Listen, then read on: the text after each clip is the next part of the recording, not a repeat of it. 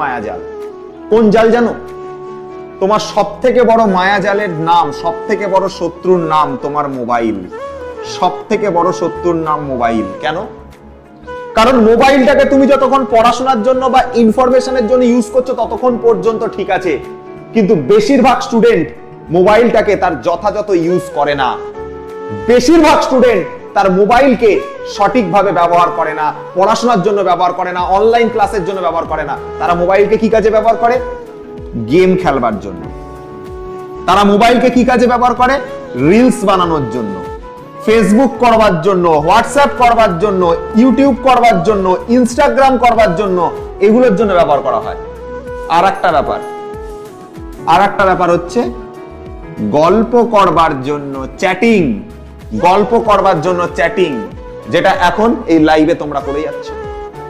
প্রয়োজনীয় কথা ছাড়া অনেকে অপ্রয়োজনীয় কথা বলছো।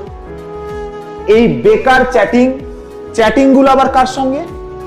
যে বয়ফ্রেন্ড সে গার্লফ্রেন্ডের সঙ্গে, যে গার্লফ্রেন্ড সে বয়ফ্রেন্ডের সঙ্গে অপ্রয়োজনীয় ঘন্টার পর ঘন্টা কথা, যে কথার কোনো দরকার নেই, সময় নষ্ট করা। এই সব কারণের জন্য পড়া হয় না, মায়াজালের জন্য।